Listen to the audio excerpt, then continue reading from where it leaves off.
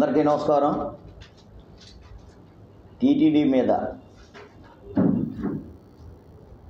లేనిపోయిన ఆరోపణలు చేస్తూ తిరుమల తిరుపతి దేవస్థానం మీద మీరు చూసుకుంటారు అసత్య ప్రసారాలు చేస్తూ భూమన కరుణాకర్ రెడ్డి మొన్న మీడియాలో మొన్న విషయం మీరు చూసుకుంటారు చాలా విషయాలు. అసలు ఎందుకు వాళ్ళకి హిందూ దేవుళ్ళ మీద అంత పగ? ప్రపంచ దేశాలు గర్వించదగ్గ టెంపుల్ తిరుమల తిరుపతి దేవస్థానం మీ అందరూ తెలుసు. కోట్లాది మంది శ్రీ వెంకటేశ్వర నామం పలికితేనే పుణ్యం వస్తుంది, జన్మం సార్థకమవుతుందని చూసిన వ్యక్తులు చాలామంది ఉన్నారు. అలాంటి టెంపుల్ మీద ఈ భూమన కరుణాకర్ రెడ్డి గోవుల గురించి ఎక్కడో చెడిపోయిన గోవులతో కలేబరాలు తెచ్చి ఫోటోలు చూపించి అసత్య ప్రసారాలు చేస్తున్నారు. సుమారుగా 2668 ఆవులుంటే దానికి 260 మంది సేవకులు ఉన్నారు ఆవులకి. అక్కడ ప్రపంచ దేశాలు కూడా ఒక ఆవుని కోటి దేవతలతో సమానంగా పూజిస్తాం మనం అందరం ముందు.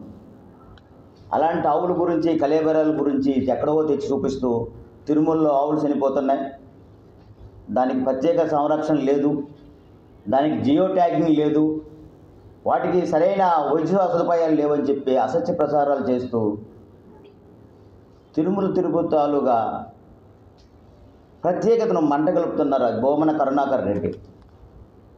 గతంలో ఆయన క్రైస్తవుడు అని మీకు తెలుసు. నేను నాస్తికుడిని, నేను నాస్తికుడిని అని చెప్పి చాలామంది ప్రజలకు ఆయన తెలియజేయడం అనేది జరిగింది. అంటే మీరు చూశారు ఆయన కూతురు పెళ్లి కూడాను క్రైస్తవ మతాచారం మీద జరిపారు.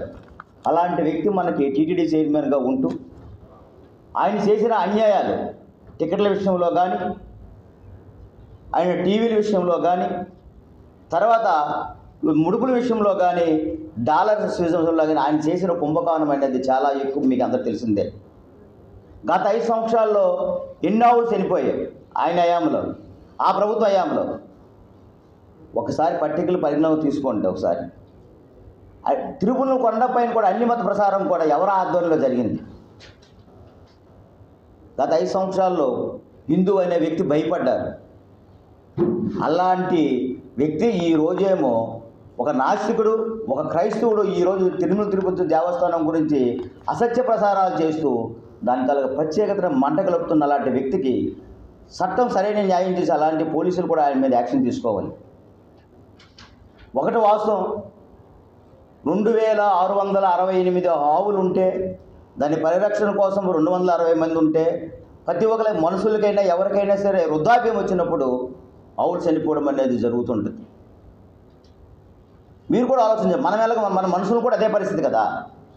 ఈ ఆవులు చనిపోయినప్పుడేమో ఎలా లేదని సరే నెలకు 10 ఆవులు చనిపోతాయి.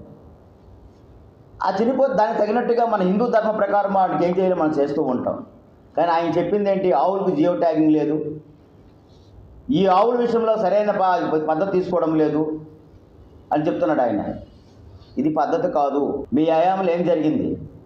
తిరుపతి దేవస్థానం కొండపైన హిందూ మత ప్రచారాన్ని ఆపి క్రైస్తవ మత ప్రచారాన్ని ఎలా మీరు పెట్టారు?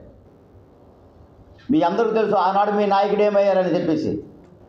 ఆ నాయకుడు హిందువుల్ని ఎలా దూషించడం వల్ల ఈరోజు ఆ నాయకుడు ఎక్కడున్నాడో మీ అందరూ తెలిసిన విషయమే. దయచేసి తప్పుడు ప్రచారాలు మానుకోండి.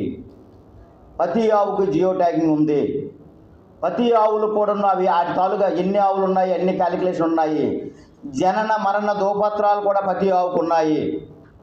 తమరు అన్నారు ఒకటి, ఆవు చనిపోతే పోస్ట్ మార్టం రిపోర్ట్ లేదని. ఆవు ప్రమాదంలో కానీ లేకపోతే ఇంకో విధంగా చనిపోతే పోస్ట్ మార్టం రిపోర్ట్ ఉంటుంది, కానీ natural death post mortem report ఎక్కడైనా ఏ దేశంలోనే ఉందా ఆవులకి? అంటే మీరు చెప్పినవన్నీ అవాస్తవాలు, తప్పిదాలు. ఇకనైనా మానుకోండి. మీ క్రైస్తవ మతం మీరు ప్రసారం చేసుకోండి, దాన్ని తప్పెవరు ఏమనరు. కానీ హిందూ మతాన్ని మాత్రం కానీ టీటీడీ విషయంలో కానీ అసత్య ప్రసారాలు మాత్రం దయచేసి చేయకూడదు. ఏ రూపాన్ని పిలిచినా దేవుడు ఒక్కడే, మేము నమ్ముతాము.